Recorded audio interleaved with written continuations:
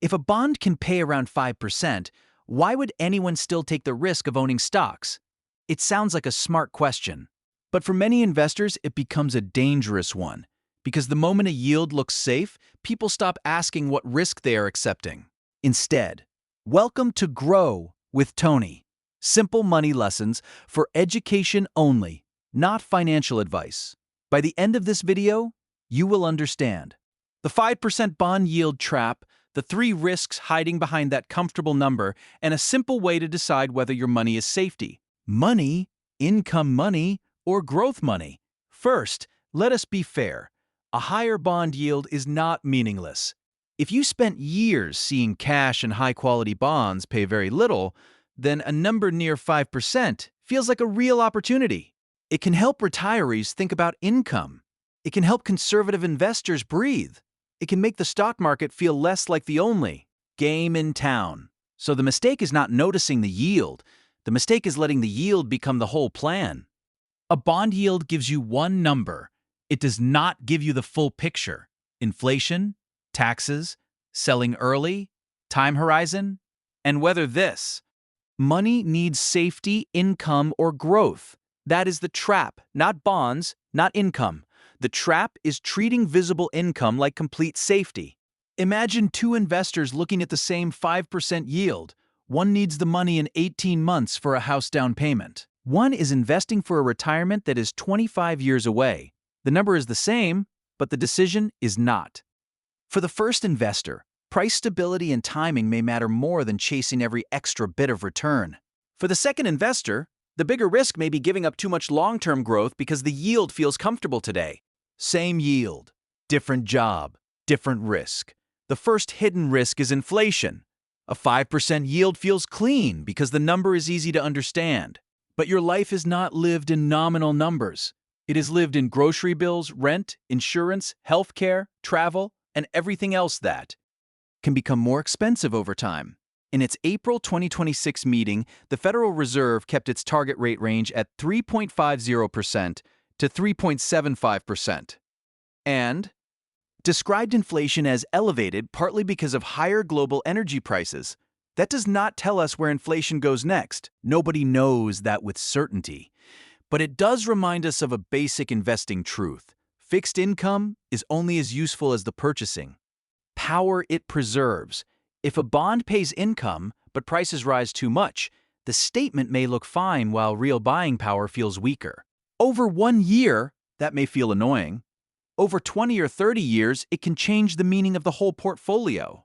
So when someone says, I can get around 5%, the better question is not just, is that a good yield? It is, good after inflation, after taxes, for what time horizon, and for what job?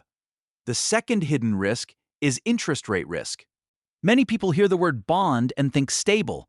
And compared with stocks, many high-quality bonds can feel more stable. But stable does not mean the price never moves. Here is the plain version. When interest rates rise, newly issued bonds can become more attractive because they may offer higher income. Older bonds with lower rates may become less attractive, so their market prices can fall. If you hold an individual bond to maturity and the issuer pays as promised, your experience is different from someone who sells early. But if you need to sell before maturity, the price can matter a lot. That is where some investors get surprised. They thought they bought safety. What they really bought was a contract with timing attached to it. Bond funds add another layer. They can be useful because they diversify across many bonds and are easy to buy or sell. But a bond fund does not mature the same way one individual bond does. The fund price can move as rates move, as holdings change, and as the market reprices risk. That does not make bond funds bad. It simply means you should not hear bond fund and think bank account. The third hidden risk is the one investors miss most: wrong job risk. This is when you choose a good tool, but assign it the wrong job. A winter coat is useful. It is not useful for swimming. A hammer is useful. It is not useful for measuring. Bonds are useful, but they are not automatically the right tool for every dollar in your life.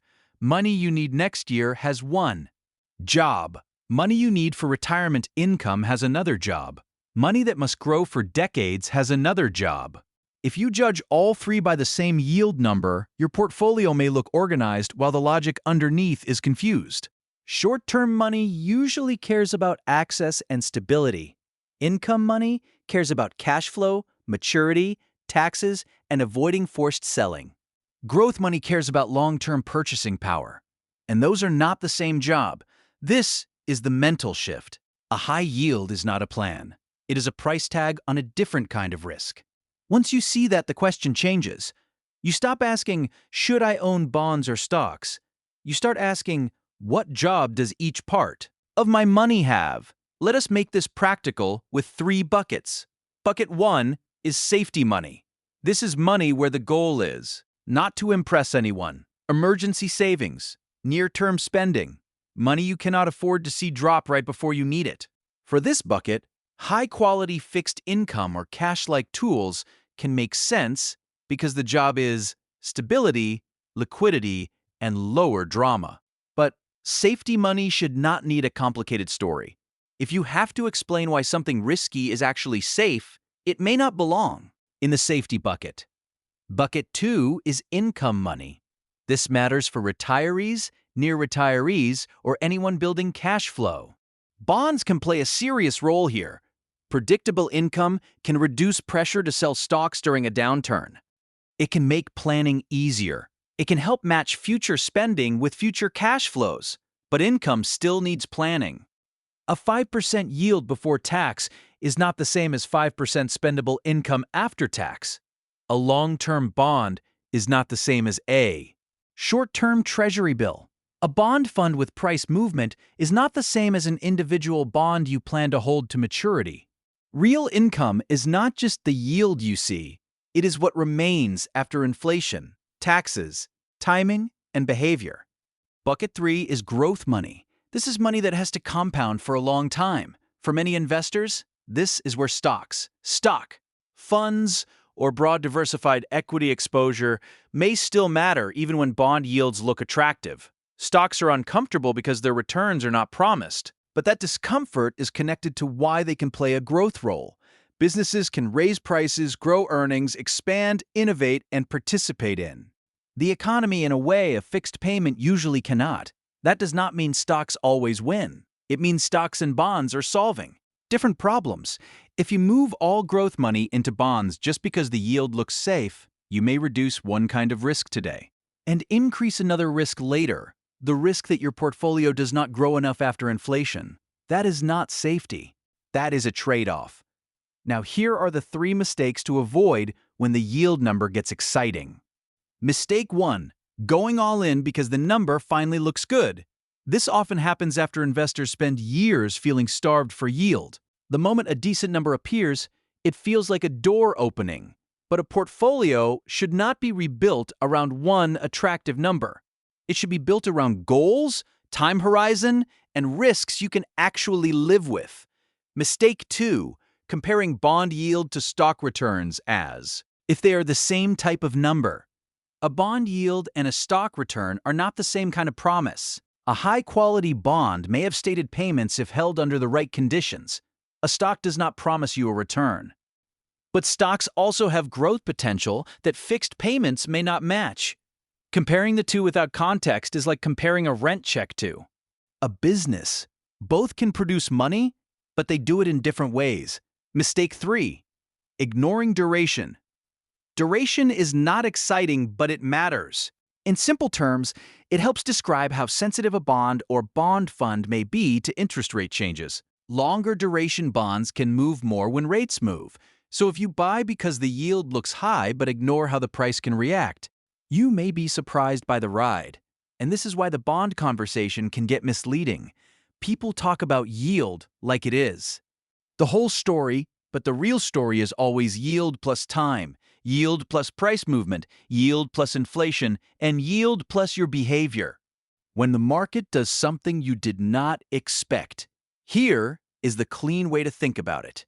Before asking what pays the most, label the job. If this is safety money, ask, can I access it when I need it without being forced to sell something volatile? If this is income money, ask, does the cash flow still work after taxes, inflation, timing, and price? Movement? If this is growth money, ask, does this still give me enough long-term purchasing power potential? Once the job is clear, the decision becomes calmer. Bonds do not have to compete with stocks for every dollar. Stocks do not have to beat bonds in every environment.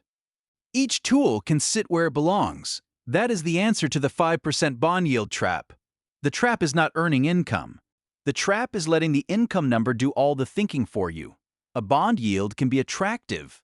It can be useful. It can make a portfolio more balanced, but it does not erase inflation risk. It does not erase interest rate risk. It does not erase the need for growth, and it does not replace a real plan. So if you are looking at bonds right now, do not ask only, how much does this yield? Ask, what job is this money doing? What risk am I accepting? And what happens if my timing is wrong? That is how you avoid confusing feeling safer with actually building a safer portfolio. In the comments, tell me which job is hardest for your portfolio right now: safety, income, or growth. And if this helped make the bond decision clearer, like the video so more investors can see it. Keep learning, keep growing your wealth, and I will see you in the next one.